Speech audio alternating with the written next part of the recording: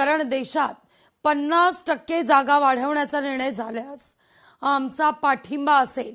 विधेयकात 50% जागा वाढवण्याचा पवारांच्या राष्ट्रवादीचा प्रस्ताव आहे।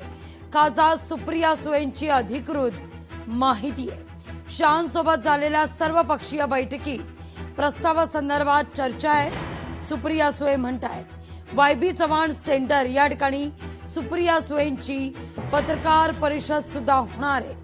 ठाकरेंची शिवसेना काँग्रेस डीएमकेचा देखील होकार आहे असं सुप्रिया सुळे यांचं म्हणणं आहे। मतदारसंघाच्या पुनर्रचना घटना दुरुस्ती विधेयक आणि या संदर्भात अर्थात डिलिमिटेशन विधेयक आणि या संदर्भात आपला पाठिंबा असल्याचं सुप्रिया सुळे यांचं वक्तव्य आहे। एनडीएला आपण म्हणजेच शरद पवार यांची राष्ट्रवादी पाठिंबा देणार असल्याची बातमी समोर येते। या सगळ्याविषयी अधिक माहिती घेण्याकरता थेट जाऊया आपल्या प्रतिनिधी मीनाक्षी म्हात्रे यांच्याकडे। मीनाक्षी, शरद पवार यांची राष्ट्रवादी एनडीएला पाठिंबा देणार अशी चर्चा सुरू असतानाच तिथं डिलिमिटेशन विधेयकाला आपला पाठिंबा असेल असं सुप्रिया सुळे यांच्याकडून सांगणं म्हणजे एनडीएला पाठिंबा देण्याच्या दृष्टीनं हे शरद पवार यांच्या राष्ट्रवादीचं पहिलं पाऊल मानायचं का? निश्चितच ज्या पद्धतीत आपण पाहतोय की अधिवेशनामध्ये हे विधेयक मांडलं होतं त्यावेळी शरद पवार यांच्या पक्षानं जे आहे ते मतदान उलटं केलेलं होतं, म्हणजे विरोधात केलेलं होतं। पण सध्याची स्थिती पाहता जे आहे एनडीएमध्ये भाजपला म्हणजे शरद पवार यांचं पक्ष जे आहे ते यासाठी पाठिंबा देणार असल्याची माहिती सध्या मिळत आहे। आणि याच अनुषंगानं आपण पाहतोय की सोमवारपासून जे संसदेचं अधिवेशन सुरू होणार आहे या अधिवेशनामध्ये पुन्हा एकदा मोदी सरकारचं हे विधेयक जे आहे ते मांडलं जाणार आहे। आणि या विधेयकाकडे प्रामुख्यानं सर्वांचंच लक्ष लागलेलं आहे, कारण या विधेयकासाठी ज्या पद्धतीत विरोधकांनी भूमिका मांडलेली होती 50% जी वाढ आहे ती करून देण्यात यावी यासाठीची मागणी होती। पण सध्या आपण जर पाहिलं तर शरद पवार यांच्या राष्ट्रवादीकडून ज्या पद्धतीत आता भाजपला यासाठी पाठिंबा दिला जाणार असल्याची माहिती मिळत आहे, एक भूमिका जी आहे ती शरद पवारांच्या राष्ट्रवादीने यामध्ये बदललेली पाहायला मिळते। कारण मागच्या अधिवेशनामध्ये विरोधात मतदान करणं आणि यावेळी पाठिंबा देणं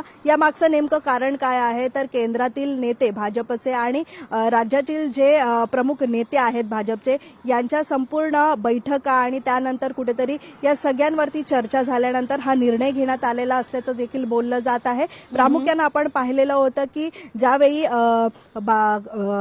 शरद पवारांच्या राज्यसभेच्या जागेसाठी काँग्रेसने विरोध केलेला होता, कारण काँग्रेसला कुठेतरी संशय होता की शरद पवारांचं पक्ष जे आहे ते एनडीएसाठी भाजपसाठी पाठिंबा देऊ शकतो आणि त्यासाठी काँग्रेसनं त्यावेळी विरोध देखील केलेला होता। आता सध्या स्थिती अशी आहे की तेच चित्र जे आहे ते पाहायला मिळतंय, कारण शरद पवारांचे 6 खासदार जे आहेत ते एनडीएतल्या शिंदे किंवा मग भाजपच्या पक्षासोबत जाऊ शकतात, फुटू शकतात। यासाठीच कुठेतरी ही खेळी जी आहे ती शरद पवारांची खेळलेली पाहायला मिळते। त्यामुळे निश्चितच आपण पाहतोय की 50% वाढ करून देण्यासाठीची ही मागणी जी आहे कुठेतरी अटी आणि शर्तींचा विषय आहे। लेखी स्वरूपामध्ये ह्या सगळ्या गोष्टी ज्या आहेत त्या दिल्या जाऊ शकतात आणि त्यानंतर शरद पवारांची ही ठाम भूमिका जी आहे ती आता आपल्याला स्पष्ट होताना पाहायला मिळते। खऱ्या अर्थानं 12 वाजता आता सुप्रिया सुळे याच करता काल वर्षावर बैठक झाली का? कारण जरी समोर आलं असलं ईश्वरपूरचं तरी या संदर्भात काय नेमकी भूमिका असेल? आगामी काळात संसदेत शरद पवार यांची राष्ट्रवादीची नेमकी काय भूमिका असणार आहे? राज्यात काय भूमिका असणार आहे? पाठिंबा देण्याच्या दृष्टीनं गणित काय ठरणार आहेत? या सगळ्याचे पॉइंट्स किंवा डॉट्स वर्षावर जोडण्यात आलेले आहेत का?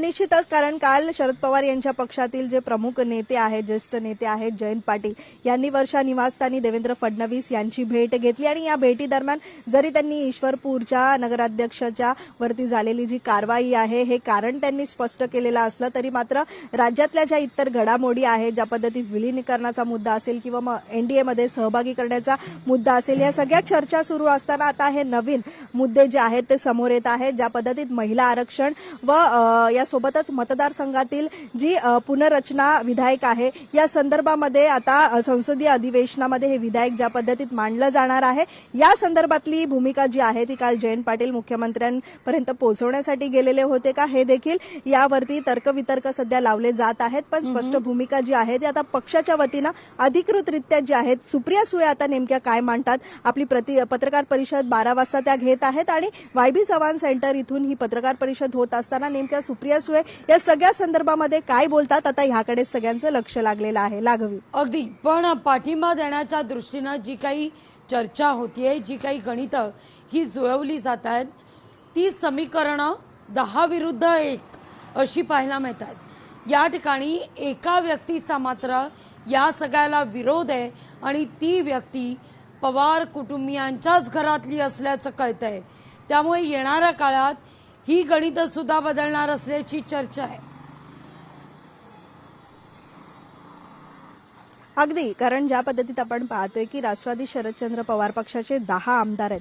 10 आमदारांपैकी 9 आमदारांनी या सगळ्याला पाठिंबा दिला असल्याचं देखील मत जे आहे ते व्यक्त केलं जात आहे. खरं तर चर्चा जरी असल्या तरी मात्र एक आमदार कोण आहे तर त्या ठिकाणी नाव जे आहे ते रोहित पवारांचं समजत आहे.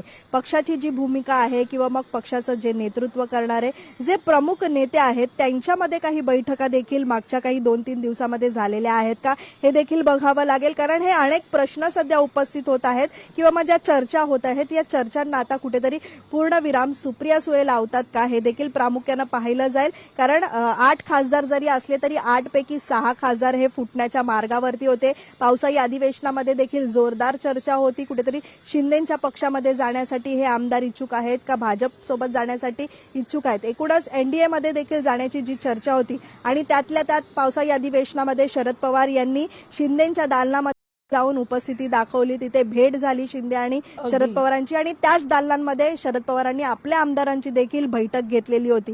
त्यामुळे ह्या सगळ्या चर्चा जरी असल्या तरी आज पत्रकार परिषदेच्या माध्यमातून सुप्रिया सुळे काय नेमकं स्पष्ट करतात हे देखील पाहणं महत्वाचं राहणार आहे. लागवी, अगदी साधारणतः दुपारी 12 ते 12:30च्या दरम्यान ही पत्रकार परिषद होण्याची शक्यता वर्तवली जाते. त्यानंतर मात्र या ठिकाणी शरद पवार यांची राष्ट्रवादी अधिकृतरित्या पत्र जाहीर करून आपली भूमिका स्पष्ट करेल का?